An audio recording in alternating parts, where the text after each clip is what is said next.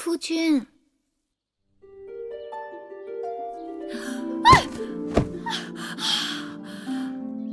姑母怎的好糊涂啊，竟然叫侄儿夫君。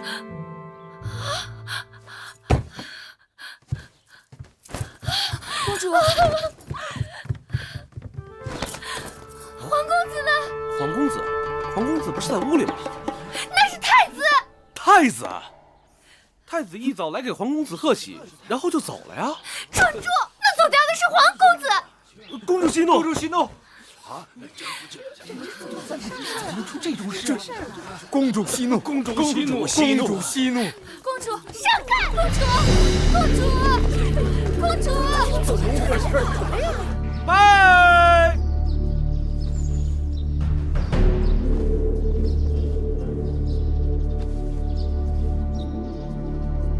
再拜！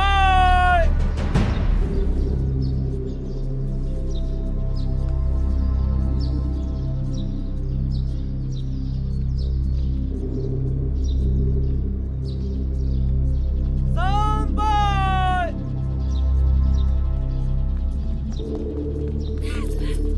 贱人！贱人！贱人！干嘛呀？贱人！放肆！芈音，贱人！嫡公主出嫁，你怎敢放肆？大王为后，替芈音做主。皇协拒婚，他跑了。此事当真？金华台里，太子穿着喜服，皇公子根本不见踪影。定是那芈月设此奸计，毒害婴儿。大王为后，千万不可放过这个芈月。芈月，告诉我，皇协到底去哪里了？皇协是在与芈音成婚的时候不见的，我怎能知道他的去向？好硬的一张嘴，给我拿下！是。母后，那皇协被关在金华台多日，月妹妹日日与舒儿在一起。皇协走了，去追那皇协便是，怎怪在月妹妹身上？那皇公子定是被芈月迷惑了心窍，今日突然不见，定是与芈月早有预谋。你这桩婚事，皇公子本来就是不情不愿的，强按牛头喝水，得此结果也怨不得别人。舒儿，你给我闭嘴！我心里明镜似的，早就看出芈月跟你出嫁秦国是不怀好意，你还替这个贱人说三道四，把芈月给我扣下！母后，今日是舒儿出嫁之日，一身祸福均系此刻。芈音哭闹较场，母后又要扣下舒儿的陪嫁应试。假若一定如此，不嫁也罢了。舒儿，月妹妹不走，舒儿也不走。舒儿糊涂，母后这是为了你好。大王，吉时已到，若错过了时辰，与公主的姻缘不利。大王，这皇协悔婚是小事，楚秦联姻才是大事。母后，眼下没有证据证明皇协的出逃与芈月有关，依寡人之见，还是得过且过，即刻启程吧。这怎么可以？有何不可？若不是你强行把芈音许给皇协，事情怎么会闹到如今这个地步？微后明鉴，若再不启程，就会错过了吉期。秦王那里在关外迎亲的人也是有时辰的，况且秦国迎亲使者手里有陪嫁应妾的名单，突然少了一人，恐怕会引起误会和猜忌。好了好了，启程启程启程！等等，舒儿，也许你眼下还不会明白，我所做的一切都是为你好。你是娘亲身上掉下来的肉，我怎会害你？等你以后有了自己的孩儿，你便会明白做娘的一片苦心。母后，母后姐请放心，舒儿到了秦国，会擅自郑重的。往后山高路远，舒儿不能陪在母后身边尽孝，还望母后多加保重。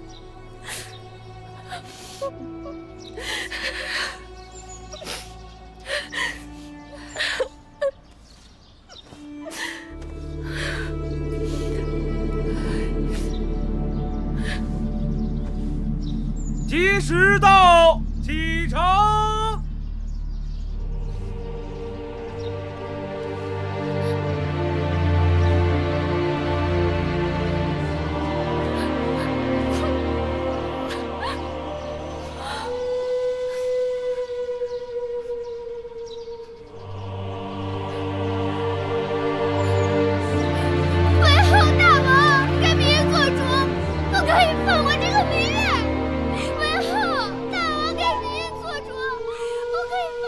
公主出嫁，你在这儿哭闹，真是丧气！来人，把她给我拉下去！为何不可以放过那个贱人？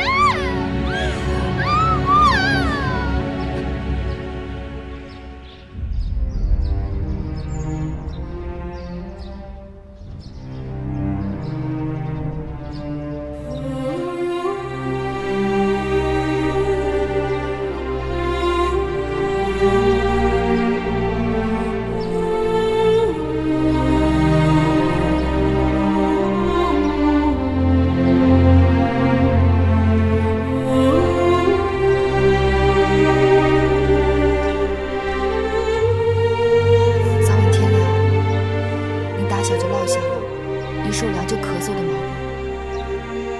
病，记得添衣裳，千万别受冻。放心，你和冉帝路上要保重，还有贵姑，不要太辛苦了。在宫里，无论遇到什么事情，你都要学会忍，千万要小心背后那面。只要熬到分封，有了你自己的立脚之地，一切就都好办了。等到分封之后，我一定想办法把你们都接回来。只是这一去路途遥远，会有很多危险。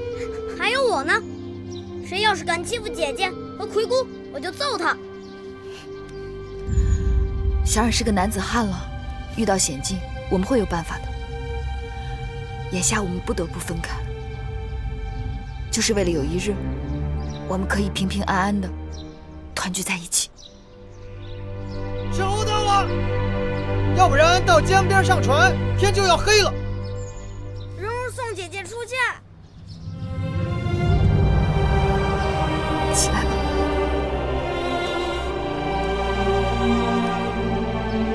保重。保重。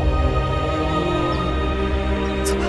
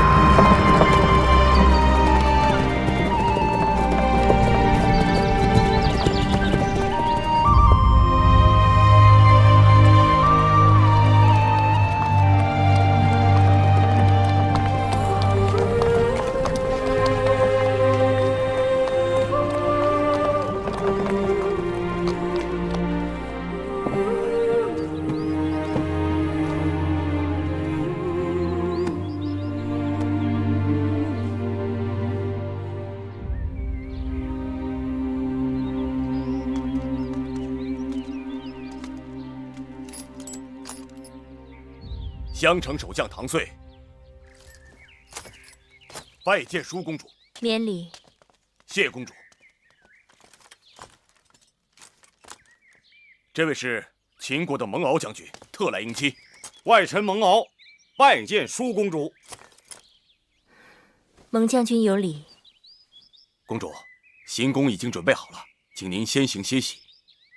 明日，蒙敖将军会亲率人马为送亲队伍打前站，再由末将护送公主出关。出了襄城，就由蒙敖将军护送公主入秦了。有劳两位将军了。这是外臣应尽的职责。舒公主，请。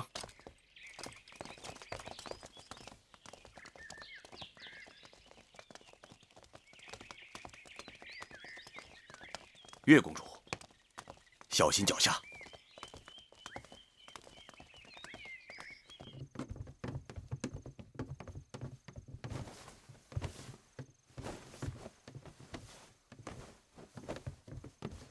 哎呀，终于到了。晌午才从船上下来，接着又坐车，这会儿觉得房子都在打晃呢。妹妹，你快坐吧。姐姐早生歇息吧，明日开始车马劳顿，只怕会更辛苦。妹妹，你也累坏了吧？那你也早点歇息吧。我就住在姐姐隔壁，有事喊我。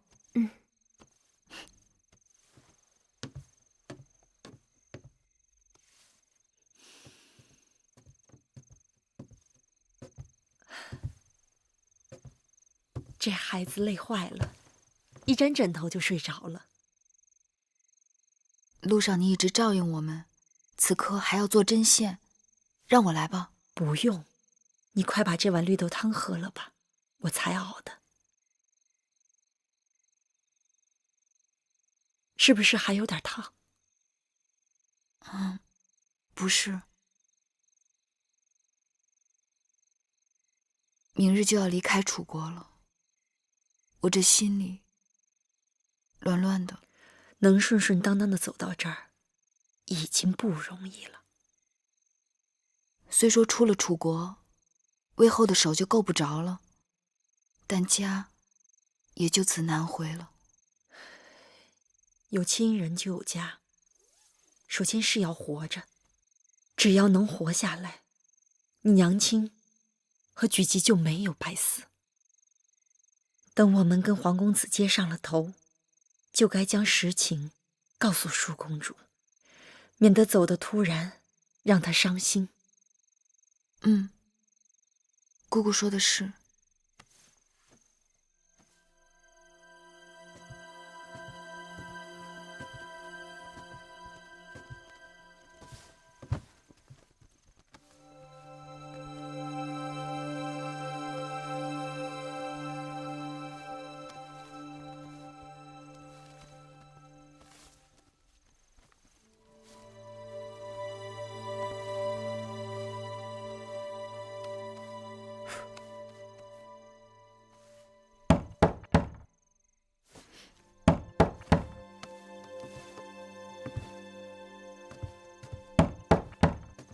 谁啊？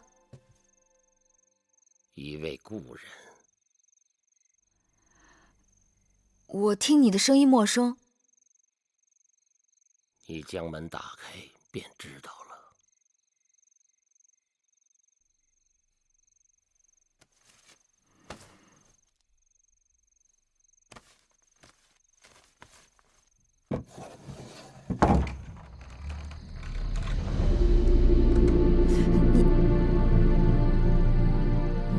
你谁啊？老夫没有猜错，应该就是你。可我不认识您。你是月公主，是那颗霸星。老伯，我没见过您。在下堂妹，襄城守将唐遂是在下的堂弟。16年前你还未出世，老夫就知道你了。你在说什么？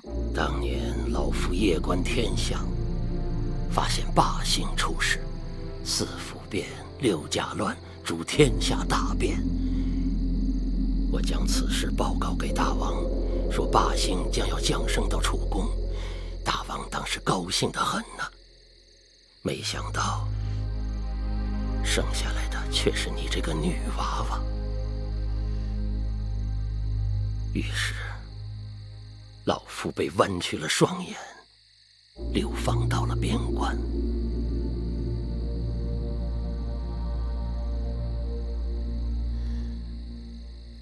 难怪从小父王就叫我霸星。你也知道自己是霸星？什么霸星？我芈月就是普通女子，与那帝王之说毫无干系。天命不可违，无男女之分，非人力所能更改。若是逆天而行，必受其祸。必受其祸？你是说这么多年，我们受苦受的还不够？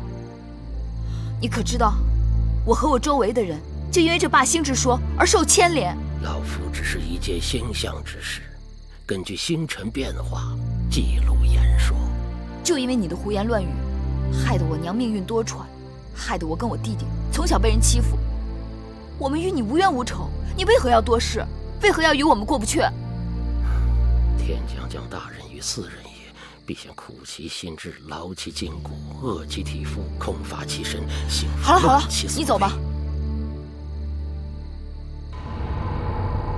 你再不走，我要喊人了。晚了，走不了了。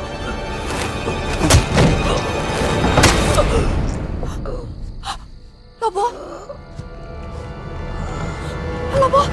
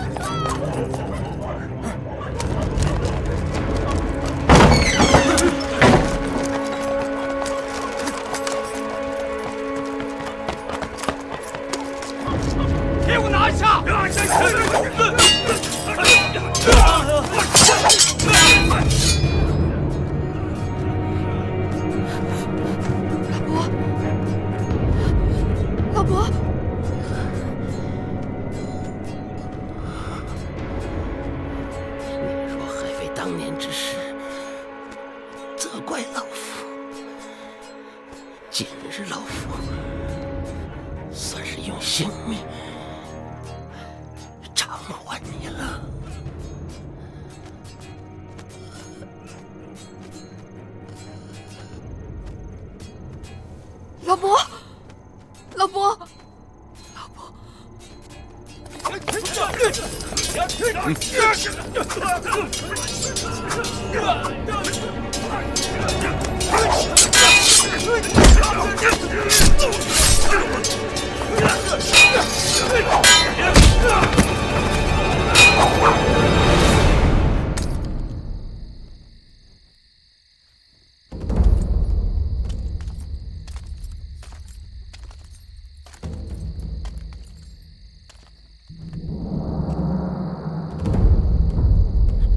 大胆狂徒，慢！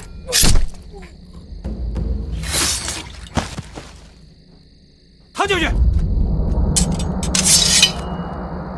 咎由自取。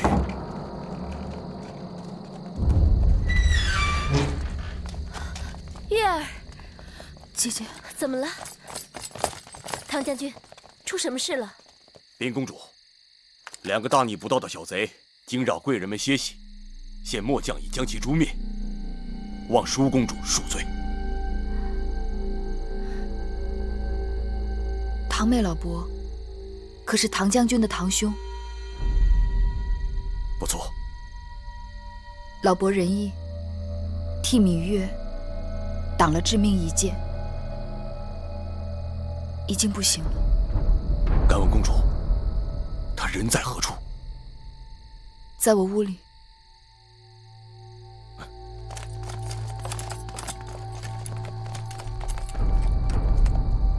这门外不是有侍卫把守吗？怎么还能让外人进来？守门的侍卫均已被害。这院子外面应当还有巡逻的将士和值更的侍从，唐将军可知他们的去向？这……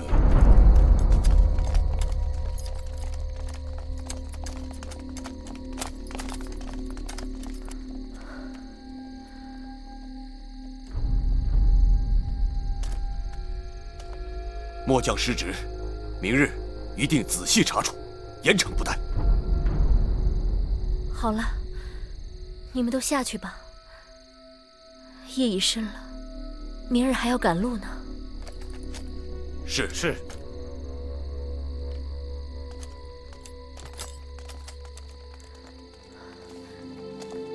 月儿，你没事吧？没事。吓死我了！你没事就好。只是这刺客来得蹊跷，死的也蹊跷。我一定让人禀报大王，狠狠地处罚这些襄城守将。其实也怪不得他们，这襄城是秦楚交界之地，历来盗匪横行。今日之事，大约也是哪个毛贼被糊涂油蒙了心，闯错了地方。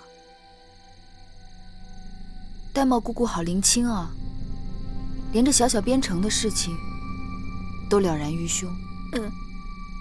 奴婢也是道听途说罢了。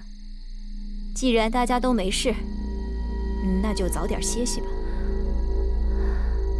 早点歇息吧。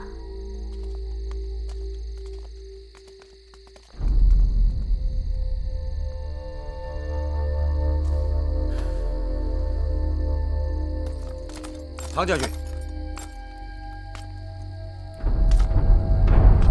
你还是警醒点好。这下半夜要是再出什么差池，你我的脑袋可就保不住了。这是当然。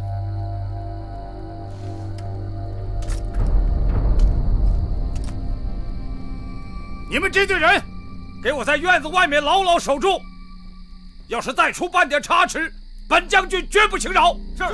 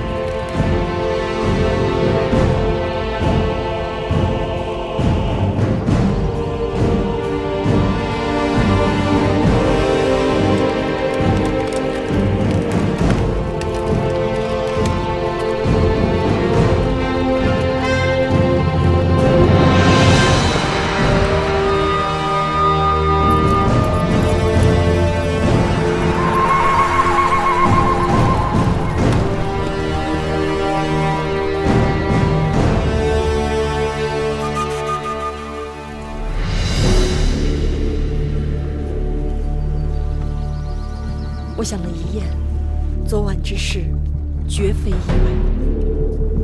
我心里有数，那堂妹突然上门，只怕就是好心来报信的。难道还是韦后？是他，也可能是别人。这可怎么是好？原以为一切都可以结束了，可现今，我只好盼着赶快到武关，到了那儿就有着落了。黄公子，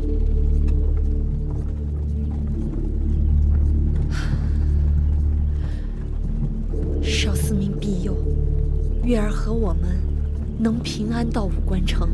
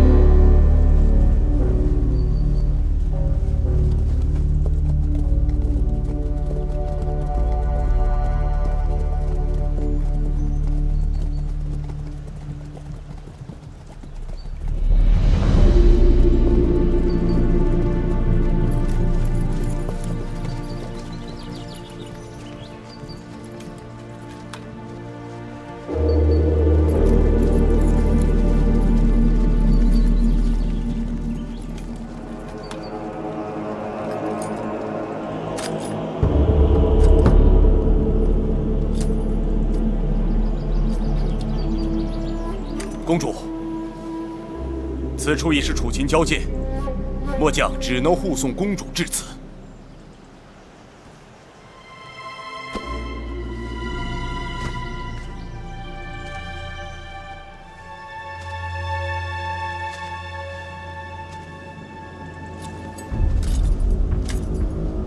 请公主擅自珍重，一路安泰。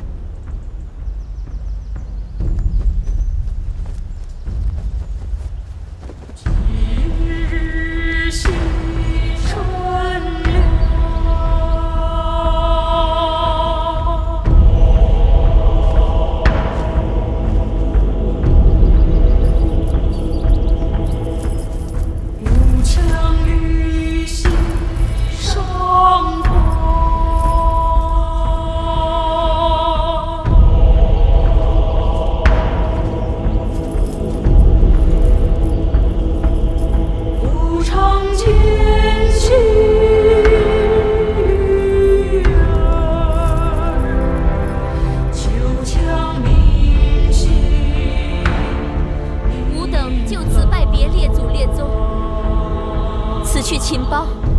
山高水长，还愿列祖列宗、大司命、少司命、庇佑吾等鬼祟不侵，一路安泰。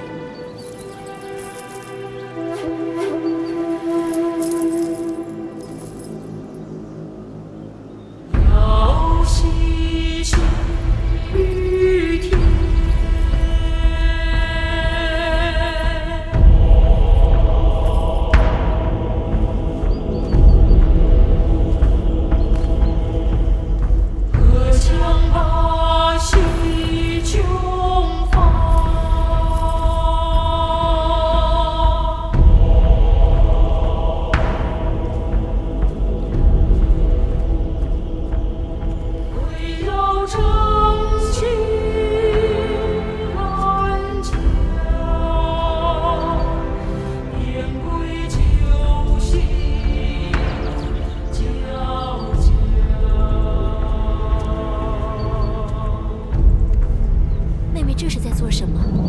此番去过离乡，还不知道有没有机会重返故国。彭毅把故国之土带在身上，也算是聊作安慰。是啊，水是家乡好，月是故乡明。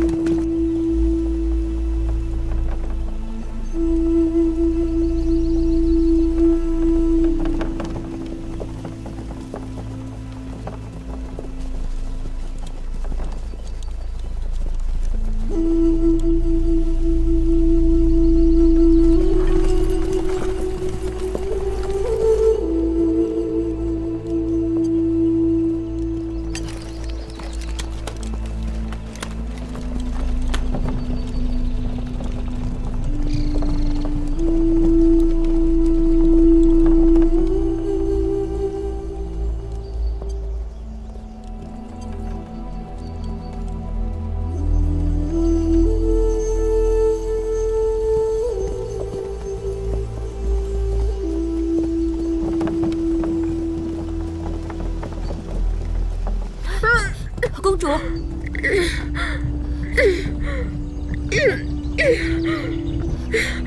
公主，你还好吧？你怎么样？停车！停车！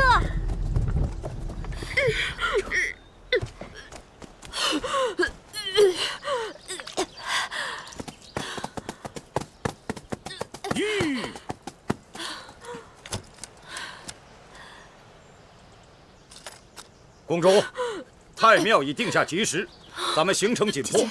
末将知道，公主身子娇贵，可公主每日迟出早歇，走走停停，中间又是种种事故，照这个速度行进，怕是会延误婚期的。将，公主尊贵之躯，难以承受车马颠簸之苦，自然要多加休息。将军既奉秦王之令，遵令行保护之责即可，并非押送犯人。何时行，何时止，当由公主做主。及期如何，与你何干？放肆！你只不过是小小奴婢，竟敢对本将军无礼！不错，我是奴婢，但我是楚国公主的奴婢，不是将军的奴婢。既入秦界，要遵秦法，耽误了规定的行程，无论奴婢贵人，一律责罚不贷。将军息怒，秦王以礼聘楚，楚国以礼送驾，将军身为秦臣，该以礼护送。公主病倒，将军和属下必然滞留。将军若是能让公主歇息一个时辰，公主身体略好些，也可让车马加速行程。一个时辰不行，只能歇半个时辰。谢将军。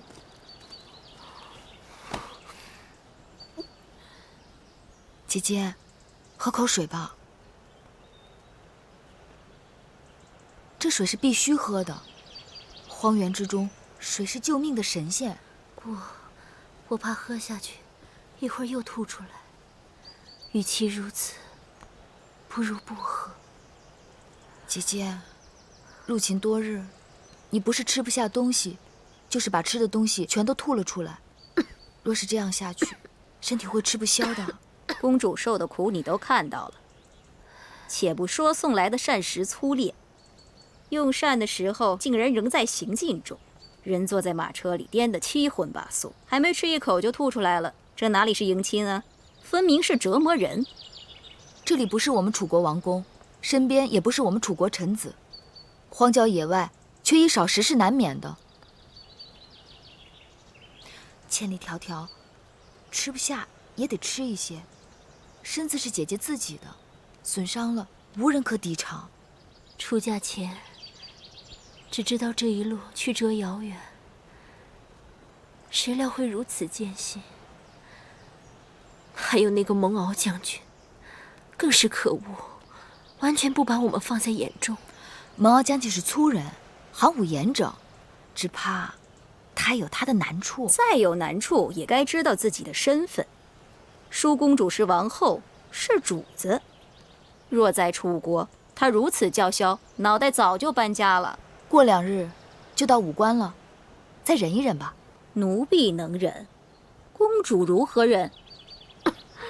一入秦地，就黄沙漫天，西风凄凉，稍一露头，身上嘴里全是沙子。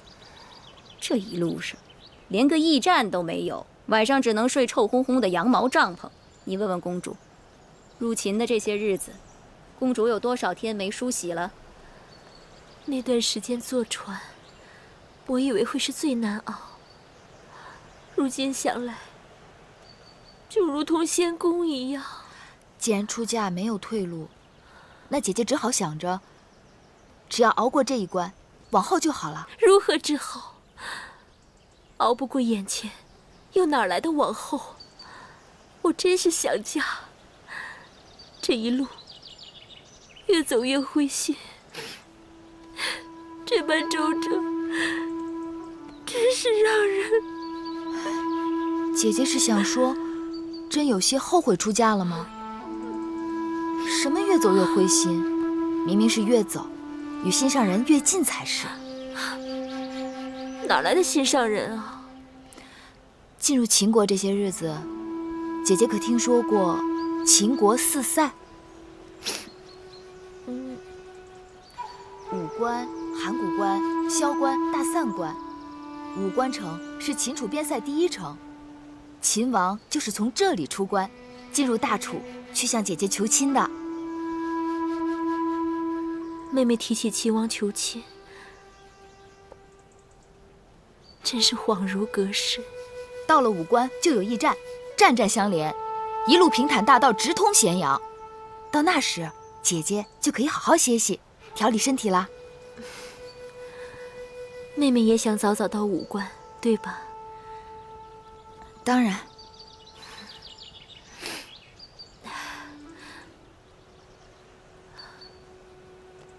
说来也是，这么多的车马兵卒，都是因我而来。我要是打不起精神，不是更连累了大家？好了，把水和食物给我一些吧。姐姐，来，姐姐。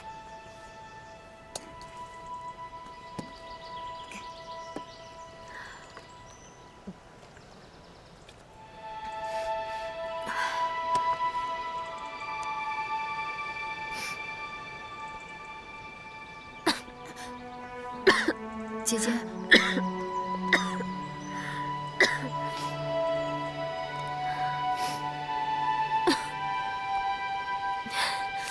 想来我也真是佩服你，这粗粝的糕点，如同嚼蜡，你是怎么咽得下去的？姐姐是从小没有尝过饿肚子的滋味，其实有东西吃，比饿着要舒服多了。真的吗？舒公主是金枝玉叶，天生就不该受苦的。像这种吃食也能将就下去的人，是自降身份，自轻自贱。姑姑若是觉得只有饿肚子才能保住大厨脸面，那你就饿着好了。但不该劝姐姐也挨饿。路上行程艰难，需要体力，不吃哪儿来的力气车马劳顿？别争了，我倒是真有些饿了，我再吃几口吧。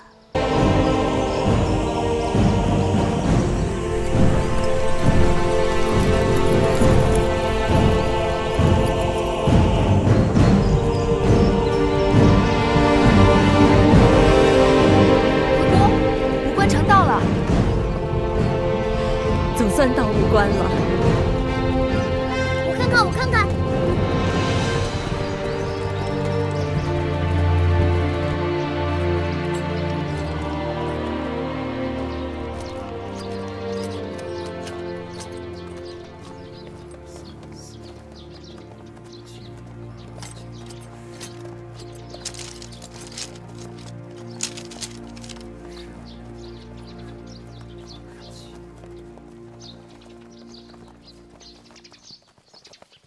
蒙将军，我刚才清点了一下人数，你看对不对啊？贵女4位，女御10位，家眷6人，奴仆7人，对不对？我问你对不对？对。行了，这些人入住驿馆，剩下的人住在驿馆外。好，舒公主，请跟我来。一个小吏竟敢对将军如此大声言辞，可见其人尊卑不分，粗鄙之地，教化使人。商君之法，在秦国的边城都能执行得如此严厉，连蒙敖这种桀骜不驯的人都要恪守屈从，可见秦国纪律严明。剩下的人跟我来。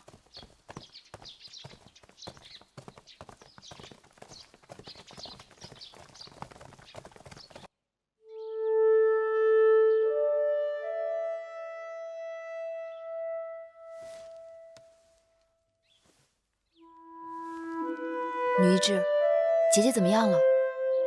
此刻大家都是一样的，无非是几日水米不曾下肚，吃的没有吐的多。若能喝上几日米汤调理肠胃，再吃些肉糜补益身体即可。只是舒公主正在发烧，若医治不好，便会转成重症或危及性命。那怎么办啊？我先为公主行针砭之术，再开个方子，连吃5日，或可缓解。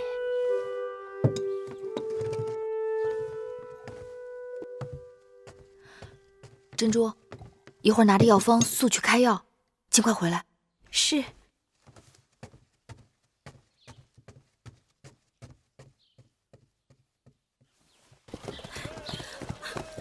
珍珠，公主，药可买到了？没有，奴婢出门走了好久才看见一家药铺，我把方子给那里的旗人看，他们翻来覆去根本看不懂。我再跟他们多说，干脆不理我。奴婢该死，误了舒公主的汤药。怎么会这样？笨死的贱婢，给公主抓个药都办不成。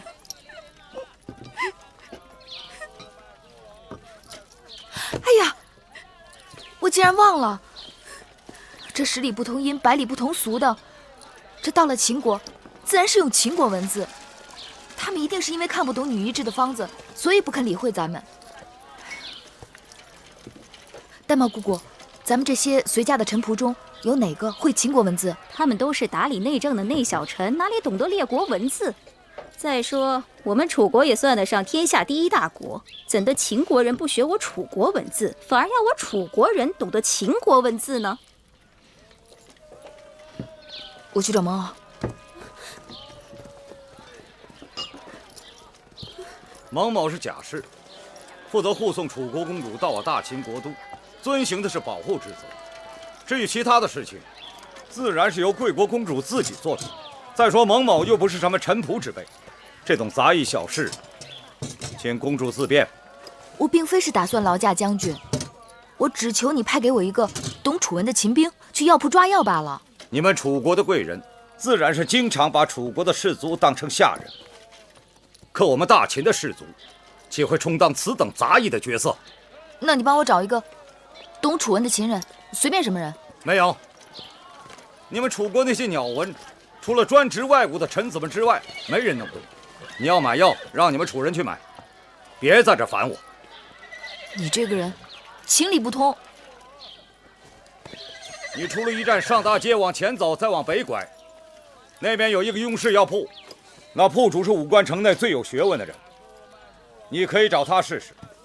要是他也不知道，那就没办法了。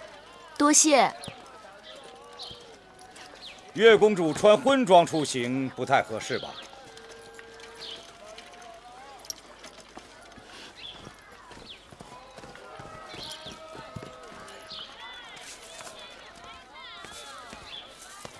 敢问先生，此处可是雍氏药铺？正是正是，老朽便是这雍氏药铺的掌柜。先生，可识得上面的字？识得识得。请先生按方抓药。好好好。麻黄、桂枝、生姜。哎，不对呀，你这药方哪里来的？怎么了？你这药方用量有差错，我不能给你抓这个药。哎，我这药方是女医开的，医术高明，不会有误。我就不够高明吗？啊，我说不对就不对，你赶紧走吧。我这是救命的药，你怎么可以这样？什么药不救命啊？你这药方用量有差错，你这是害人。你快走吧，找开方的人再问一问。啊，公子。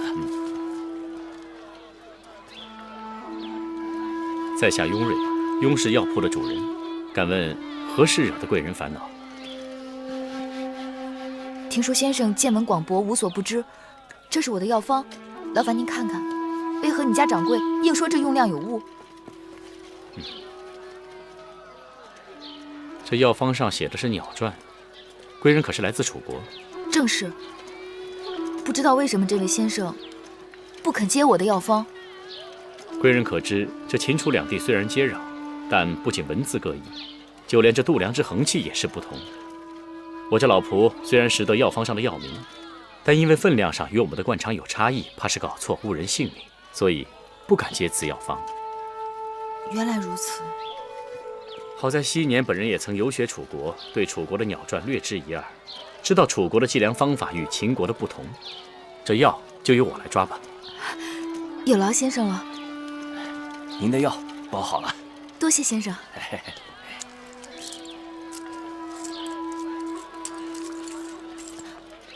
那我这楚国的钱在秦国是不是也不能用啊？也不是不能用，一般来说就是称重，不管什么钱币，大致分量都差不多。我看你初到秦地，若是要多待几日的话，定是要去兑换钱币的。那我找何人可以兑换钱币？此城的银号也是本人所开，我这里还有一些元钱可以兑换给贵人，免得来去麻烦。多谢先生。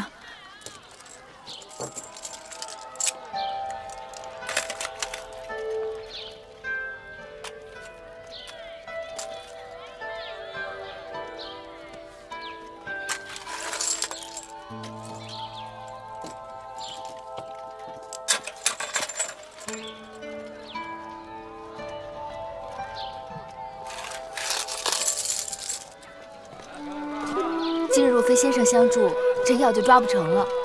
大恩不言谢，若日后有机会，定当报答。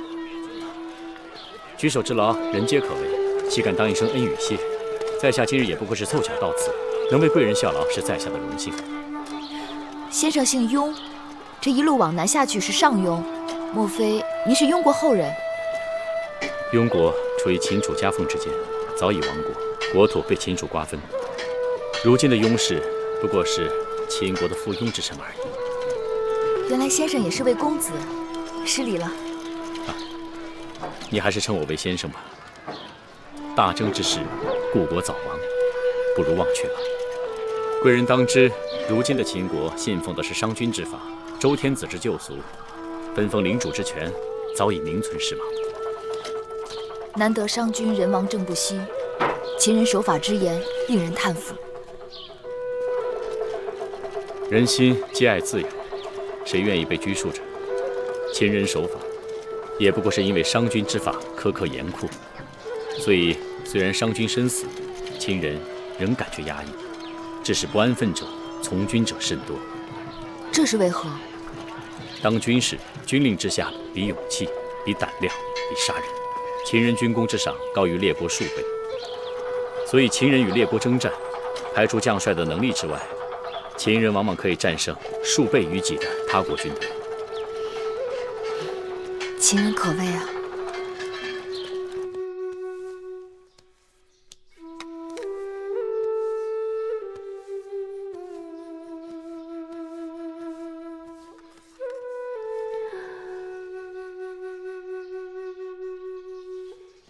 听说妹妹出门去了，还以为你我就此难见了。姐姐何出此言？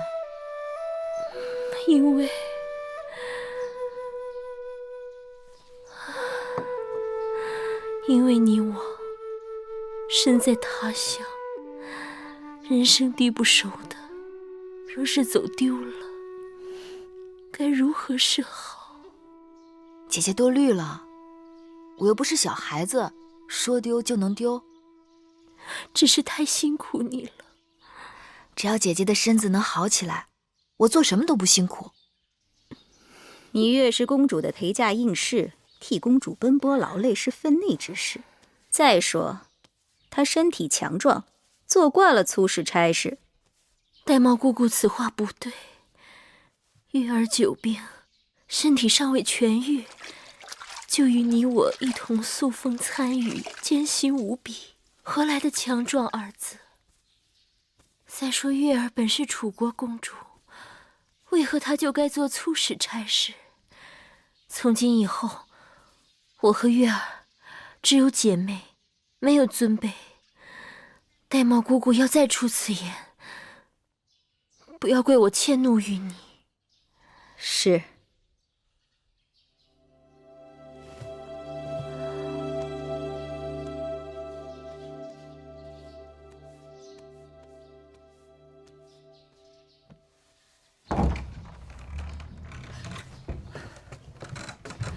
你总算回来了。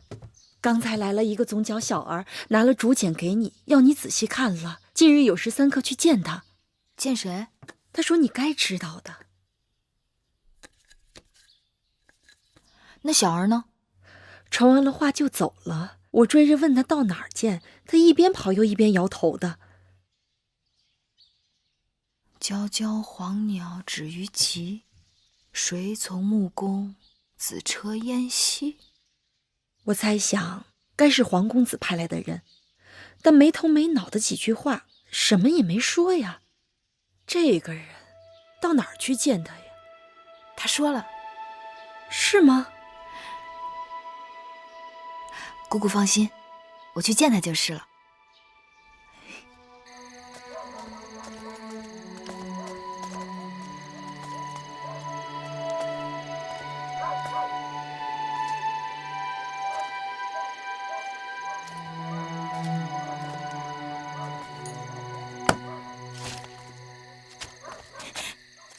月儿，刚才我还在担心，我怕我让别人传话说的含糊，万一你要是没听懂，可麻烦了。哪里含糊了？你明明交代的清清楚楚。皎皎黄鸟止于棘，棘枣树，有时3刻，在大枣树下见。可是你怎么知道就是这棵枣树呢？你既然约在傍晚时分，定不会让我孤身往远处去。我向驿馆的杂役打听了，这附近最大的枣树，自然就找到这儿了。傻笑什么呀？天结地灵，我黄仙能遇到如此聪慧的女子，是几世修来的福分。你死里逃生，还这般有嘴。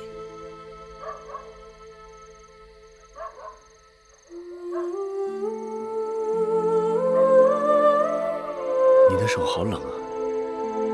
我不冷。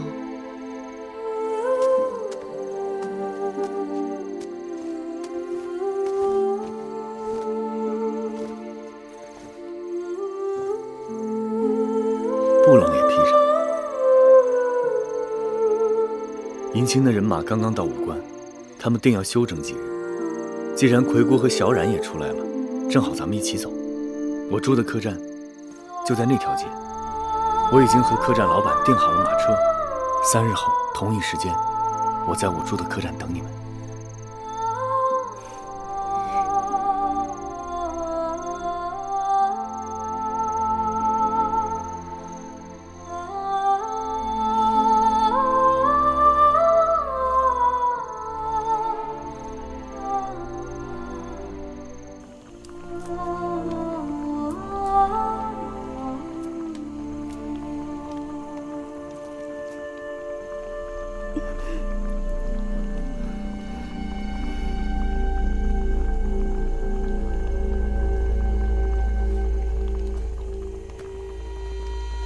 姑姑啊，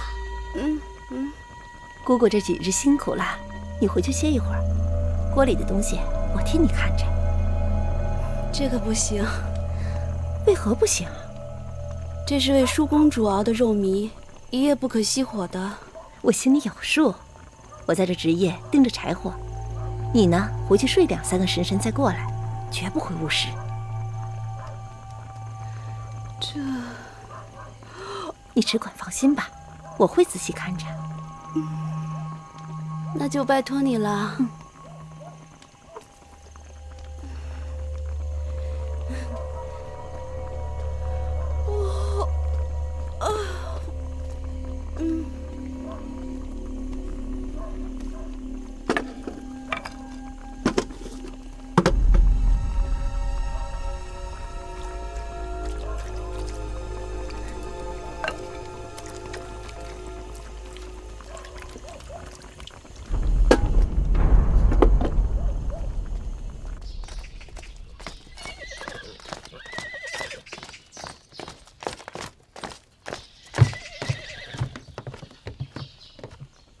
我们在这武关城内已经滞留了5日，大秦军法严谨，按期不到一律处斩。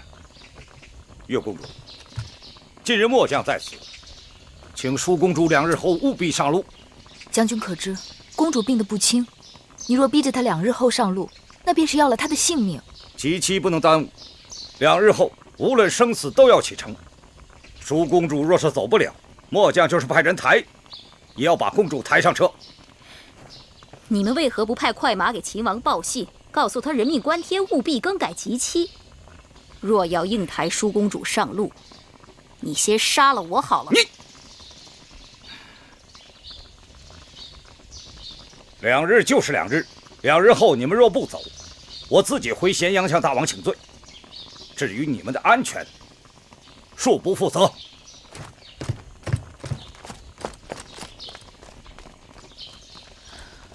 一入秦国，处处凶险。舒姐姐疲惫辛劳，病倒是意料之中，可病成如此模样，是不是有些古怪？其实，我也一直嘀咕。虽说舒公主身子娇贵，水土不服，但大家同样疲惫。到了驿馆歇息了几日，人人见好，只有公主的身子，让女医治调理后日日见坏。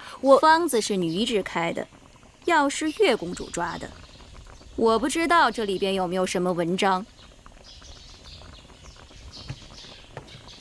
请月公主明察。舒公主的脉象起伏不定，的确诡异。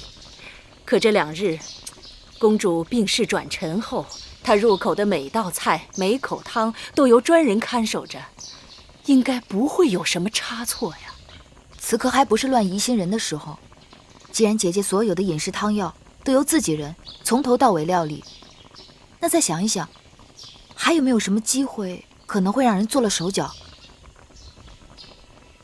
除了头2日外，之后的这3天，我们都是自己打水，自己买菜，自己烧火，应该不会有什么问题。每副汤药熬好后，我也对药渣都查看过。那不该再有什么差池了。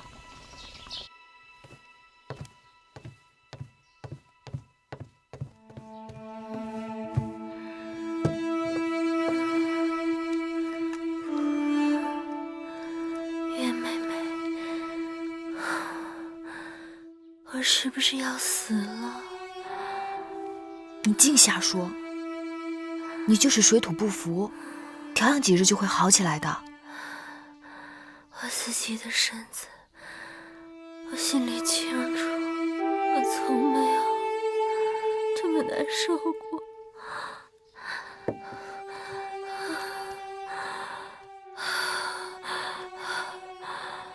我怕是到不了咸阳了。别瞎说，吃了药就会好起来的。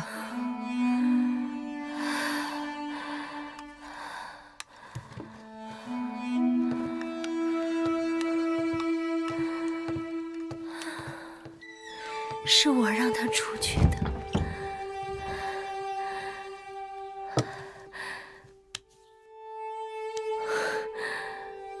我有话跟你说，妹妹这一路跟着我，吃了好多苦，眼下已经到了5关了，你快走吧，不要再管我了。姐姐，你这话是从何说起啊？不用瞒我，其实那日听说公子谢逃婚，我看你笃定有数的样子，我心里隐隐约约就猜到了。起先你不愿意与我一同出家，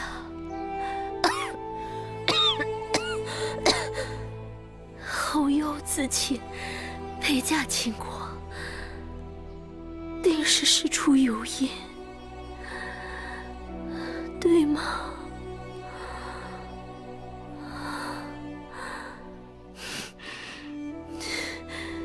你不用说是或是不是。那日你出去给我买药，我心里就暗暗盼着你别回来了。你在楚宫里吃尽了苦，我原想为你做的就是能帮你逃离苦海。如若妹妹真的有个好去处，姐姐也替你高兴。姐姐别说了，你都病成这样了，还在为我操心，这是何苦？你好好喝下药，身子自然会好起来的。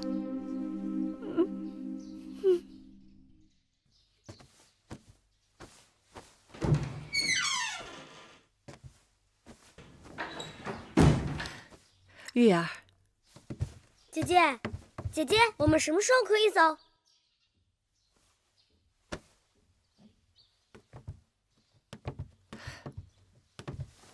东西我都收拾好了，就这2个包袱。有时正是一管用膳的时候，四处乱糟糟的，我们分头出去，应该不会有人注目。姑姑，我有话要同你们商量。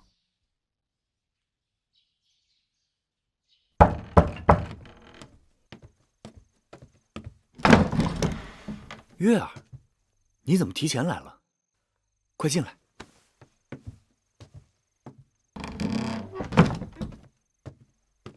月儿，坐。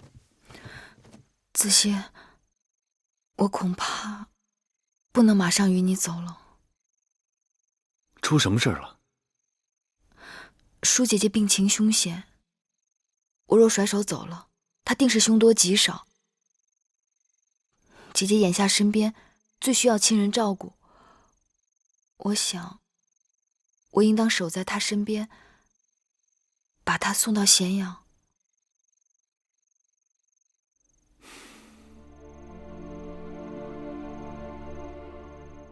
月儿下干一谈，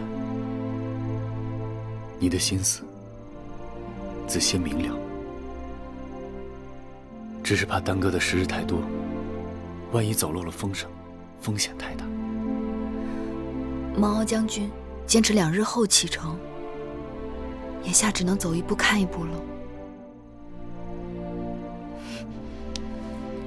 等把舒姐姐送到咸阳，月儿就可同魁姑、同小冉与你远走高飞了。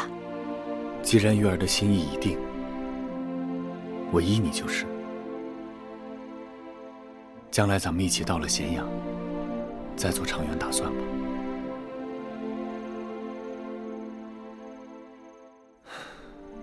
天色已晚，我送你回去吧。这一分手，不知又是多少千山万水。多少千山万水，子歇都和月儿一起。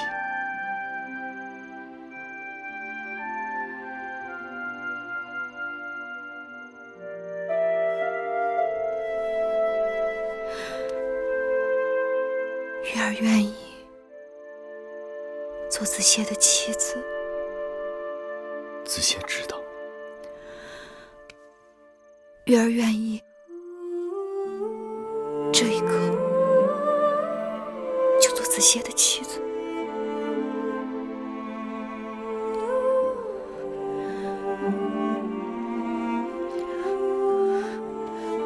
月儿不可，月儿万万不可。子歇视月儿为珍宝，你我只有行过6礼，明媒正娶后，才可结为夫妻。子歇愿意等到迎你入洞房的那一天，那一刻。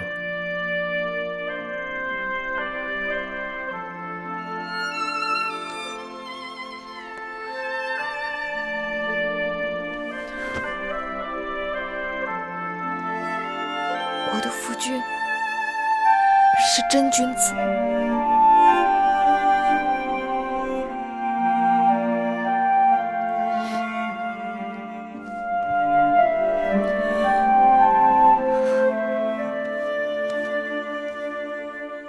这香囊本来就是为你做的，一直不得功夫给你，望你带在身边，看到它就像看到月儿似的。